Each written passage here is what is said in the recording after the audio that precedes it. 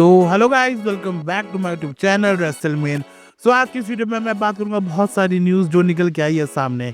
पहली जो बड़ी न्यूज़ है वो है कि बेकी लिंच ने अपना कॉन्ट्रैक्ट है उसको रीन्यू कर लिया है।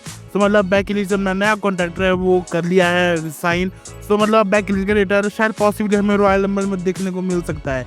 और अभी एक रिपोर्ट्स भी आ रही थी कि बेकी लिंच का रिटर्न है वो वहाँ पे एक्सपेक्ट कर रही थी जब रिया रिप्ली और मॉर्गन के मैच में, जब रिया रिप्ली जीत रही थी उसको जब फेस करेगी बेकी लिंच, पर वो मतलब पूरा ही प्लान कैंसिल कर दिया गया। वो न्यूज़ ऐसे आ रही है कि जो प्लान है वो एंड टाइम में कैंसिल किया गया और उसके बदले अंडरटेकर को वहाँ पे रिप्लेस किया गया। हाँ, अभी तो मतलब बेकी लिंच ने अपना कॉन्ट्रैक्ट रीसाइन कर लिया है और हाँ, अब वेट है हमें बस बेकी लिंच के रिटर्न का। पॉसिबली वो रंबल ने बताया जा रहा है कि रंबल में बेकी लिंच अपना रिटर्न कर सकती है। नेक्स्ट जो हमारी न्यूज़ है वो जुड़ी है शेमस से। शेमस ने अपने एक पॉडकास्ट में बताया कि शेमस ने मतलब 5 इयर्स का अपना कॉन्ट्रैक्ट को साइन कर लिया है। हाँ, मतलब शेमस ने भी अपना नया कॉन्ट्रैक्ट है WWE के साथ वो साइन कर लिया। जो नेक्स्ट स्टोरी है वो जुड़ी है हमारे पेंटा के मतलब डेब्यू से। हमें पता था कि जो पेंटागन का डेब्यू है वो रूमर हो रहा था कि वो रॉ के पहले एपिसोड और नेटफ्लिक्स में हो सकता है, पर उसको भी डिले कर दिया गया। हमें वहाँ पे एक फाइनल टीजर भी दिखाया गया। रिपोर्ट से आ रही है कि WWE का मतलब प्लान था पेंटा का डेब्यू कराने का, पर उसको डिले कर दिया गया। हाँ, नेक्स्ट वीक में एक मैच ऑफिशियल हो गया, चैट गेबल वर्सेस एक लूचाडोर होगा और वहाँ पे मतलब बहुत हाई स्पेकुलेशन लगाया जा रहा है कि वो जो मिस्ट्री अपोनेंट है वो वहाँ पे पेंटा हो गए। हाँ, नेक्स्ट वीक ऑन रॉ पेंटा का डेब्यू होगा, वो भी इन रिंग डेब्यू।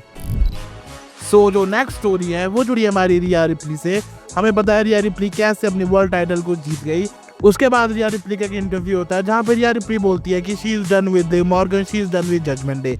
मतलब रिया रिप्ली ने यहाँ पे बोल दिया कि उनकी कहानी है जजमेंट डे के साथ और लिव मॉर्गन के साथ वो खत्म हो जाती है। उसके बाद फिर हमें देखने को मिलता है कि रिया रिप्ली अपने एक सोशल मीडिया अकाउंट में एक फोटो को मतलब अपलोड करती है जिसमें टिफनी स्टैटन और रिया रिप्ली होते हैं और दोनों के हाथ में होती है मेन टाइटल उनके ब्रांड की। और वहाँ पे मतलब उन्होंने कैप्शन भी लिखा है ट्रैपली विद द स्ट्रैप। हाँ, टिफनी स्टैटन रिया रिप्ली दोनों की जो 2025 की स्टार्टिंग है एकदम बढ़िया तरीके से हुई है। जो नेक्स्ट स्टोरी है वो जुड़ी है हमारी गोल्डबर्ग से। जो गोल्डबर्ग है फाइनली उनका रिटर्न है वो हो सकता है 27 जनवरी जो मंडे नाइट रॉ का एपिसोड का, उसमें ये मतलब रिपोर्ट निकल के आ रही है कि गोल्डबर्ग का वहाँ पे रिटर्न हो सकता है। और क्या पता गोल्डबर्ग वहाँ पे अपनी एंट्री को कंफर्म कर सकते हैं रॉयल रंबल में।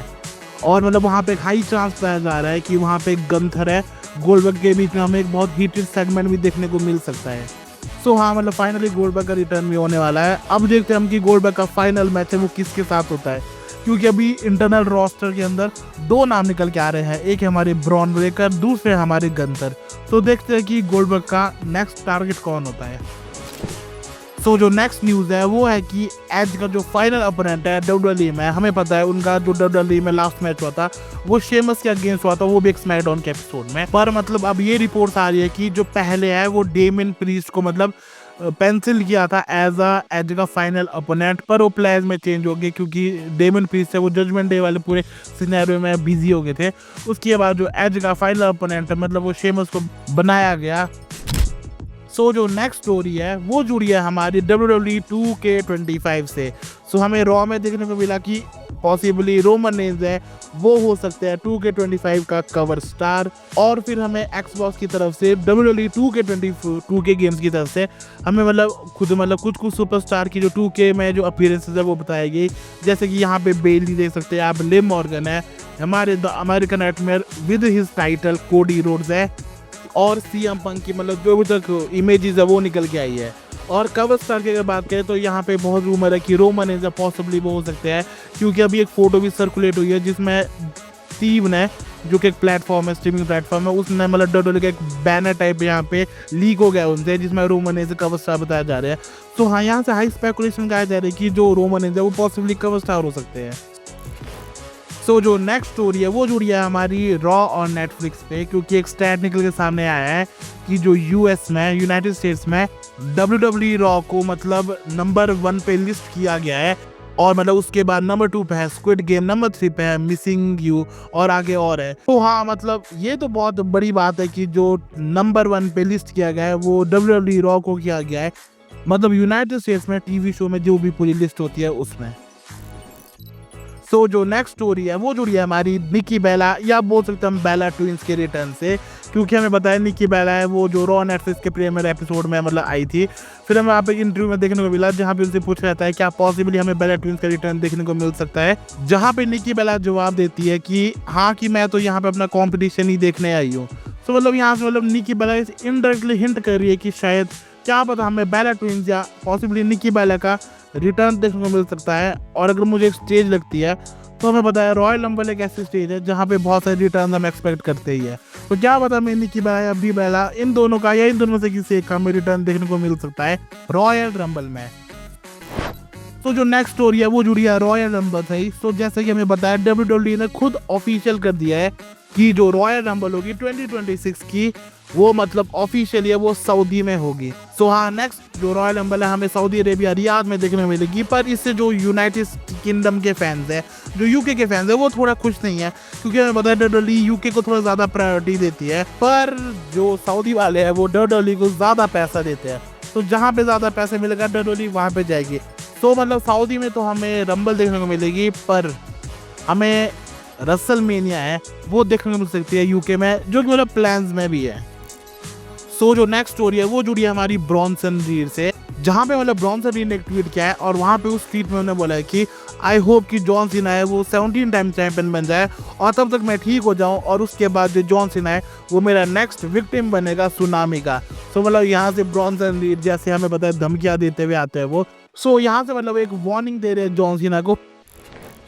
सो जो नेक्स्ट स्टोरी है वो जुड़ी है हमारी डेव मेल्सर से, जहाँ की डेव मेल्सर ने Roman Reigns versus solo Sikoa के ट्राइबल कॉम्बैट मैच को हाफ स्टार की रेटिंग दी है, और मैंने उसमें बहुत सारी कमियां निकाली है जैसे कि लैक ऑफ अर्जेंसी और स्टोरी लाइन फैटिग, मतलब बहुत कुछ बोला है यहाँ पे। So according to me half star तो बहुत कम दे दिया। मैच मतलब बहुत इंटरेस्टिंग मैच है, बहुत अमेजिंग चीज़ें हमें देखने को मिली। हाफ स्टार तो कहीं नहीं था, मैं इसको 3 आउट ऑफ 5 या 4 स्टार देता।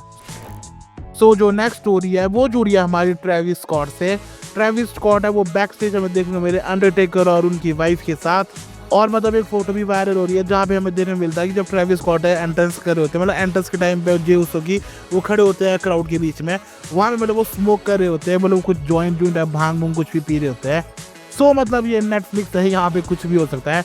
और मतलब एक और ऐसा इंसिडेंट हुआ ड्रू मैकिंटायर के साथ जहाँ पे रॉक बैक स्टेज होता है, मतलब वो लाइव होते हैं रॉक के जो नेटफ्लिक्स का अकाउंट है उसके मतलब वहाँ पे ड्रू मैकिंटायर मिलता है। ड्रू मैकिंटायर पूछते कि क्या हम लाइव है, फिर वहाँ पे बोलते हैं ड्रू मैकिंटायर बोलते हैं कि ओ हम नेटफ्लिक्स पे तो कुछ भी बोल सकते हैं। फिर वहाँ पे वो एफ वर्ड बोलते हैं, पी वर्ड बोलते हैं, आप लोग समझ जाओ। तो मतलब ड्रू मैकिंटायर फुल यहाँ पे गाली गलोच कर रहे होते हैं और यहाँ से बोलते हैं कि नेटफ्लिक्स है, नेटफ्लिक्स में सब कुछ चलता है।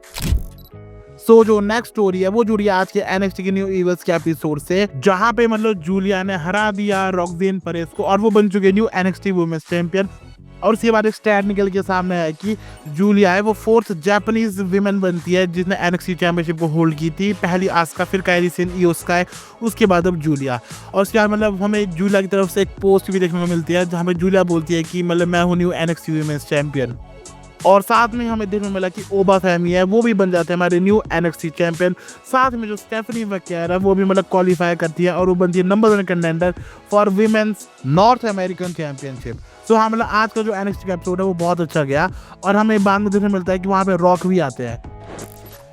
सो जो हमारी नेक्स्ट और फाइनल स्टोरी है वो जुड़ी है रॉक और हमारे कोडी रोड से। सो क्या सीन बन रहा है रॉक और कोडी रोड, वो हो रहा है कि नहीं हो रहा है, क्योंकि हमने रॉ में देखा कि रॉक है मतलब वो कैसे गले मिल रहे हैं कोडी रोड से और वो कॉन्ग्रेचुलेट करे कोडी रोड को कि तूने अपने कंदोबेस कंपनी को खड़ा किया हुआ है। और फिर हमें बैक स्टेज देखने को मिलता है कि जहाँ पे वो एक टेकीला मतलब जो कि कुछ नशीला पदार्थ है उसका भी सेवन कर रहे होते हैं रॉक और कोडी रोड मिलके, दोनों मिलके आराम से पी रहे होते हैं। तो मतलब ये समझ नहीं आया रॉक का कि क्या है हुआ। रॉक फाइनल बॉस नहीं, रॉक आज एकदम वो जो बेबी फेस रॉक थे वो आए। फिर जो रॉक ने इसकी एक्सप्लेनेशन दी वो दी NXT में। रॉक आए NXT में, रॉक ने बोला कि पिछले साल लोग क्या बोले थे जब मैंने कोडी रोड्स की वो हालत की थी कि तुम कोडी रोड्स के साथ ऐसा नहीं कर सकते, Cody Rhodes want to finish his story. और अब जो फैंस है 1 साल बाद वो बोल रहे कि तुम टकीला क्यों पी रहे हो कोडी रोड्स के साथ, तुम्हें ऐसा नहीं करना चाहिए। फिर रॉक वहाँ पे बोलते हैं मैं इन सब से 20 कदम आगे चलता हूँ, तो तुम सब अपना मुंह बंद करो और तुम सब मजे करो जिस राइड पे रॉक तुम्हें ले जा रहा है। सो मतलब रॉक यहाँ से पूरा बोल है कि रॉक ने जो वो भी किया वो ने इंटेंशनली किया, क्योंकि उन्हें पता है रॉक का नेटफ्लिक्स का पहला एपिसोड था। और जहाँ तक मुझे लगता है कि रॉक ने जो वो भी किया और NXT में उसके बाद दो वो फाइनल बॉस के रूप में है, मतलब मुझे लगता है कि रॉक और कोडी का अभी भी प्लान है कि रॉक और कोडी ही हो रहा है रेसलमेनिया 41 में। सो हाँ, मतलब मैं इससे रिलेटेड एक पूरी वीडियो लाऊंगा कि रेसलमेनिया 41 में क्या मैच कार्ड है, क्या मेन इवेंट कर सकता है। सो हाँ, आज की वीडियो में बस इतना ही। मैं आपसे मिलूंगा बहुत जल्द एक और नई वीडियो के साथ। Till then, good bye.